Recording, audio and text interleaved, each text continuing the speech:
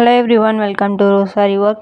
Last கிளாஸில் வந்து நம்ம ஜரி த்ரெட் வச்சு எப்படி செயின் ஸ்டிச் போடுறது பார்த்தோம். இப்போ வந்து நம்ம சில்க் த்ரெட்டில் எப்படி போடுறதுன்னு பார்க்கலாம். சில்க் த்ரெட் வந்து இப்போ நீங்கள் ஒரு கலர் எடுக்கிறீங்கன்னா டபுள் கலராக எடுக்கணும். ஏன்னா அது வந்து டபுள் த்ரெட்டு யூஸ் பண்ணுற மாதிரி இருக்கும். நான் வந்து அதை தனியாக இன்னொரு இதில் வந்து சுற்றி வச்சுருக்கேன்.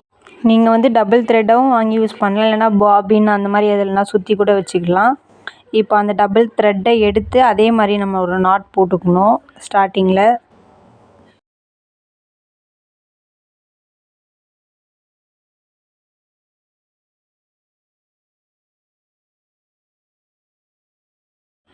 நாட் போட்டு அதே மாதிரியே ஃப்ரேமுக்கு கீழே இந்த நல்லா சுற்றி டைட்டாக பிடிச்சிட்டு ஃப்ரேம் கீழே கொண்டு போய் வைக்கணும்.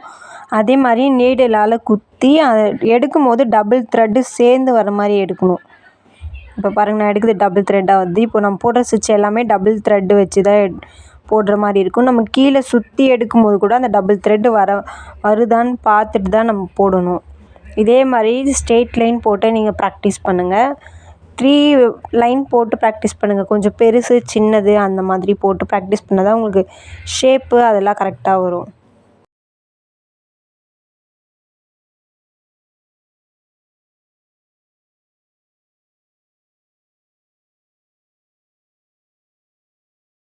சேம் நம்ம ஜரி த்ரெட்டில் எப்படி எண்ட் நாட் போட்டோமோ அதே மாதிரி தான் சில்க் த்ரெட்லேயே போடணும்.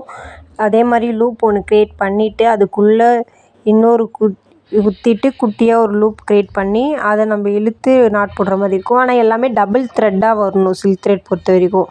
ஏன்னா அப்போ தான் அந்த ஸ்டிச்சஸ் வந்து பார்க்க அழகாக ஷைனிங்காக இருக்கும். பாருங்கள், நாட்டு விழுந்துச்சு, அவ்வளோதான். இதை நம்ம வந்து மேலேயும் நிற்கும், ஒரு வாட்டி நம்ம கீழே இழுத்தோன்னா வந்துடும். சில்க் த்ரெட் மட்டும் நல்லா ப்ராக்டிஸ் பண்ணுங்கள். எதனா டவுட் இருந்ததுன்னா கேளுங்க. தேங்க்யூ.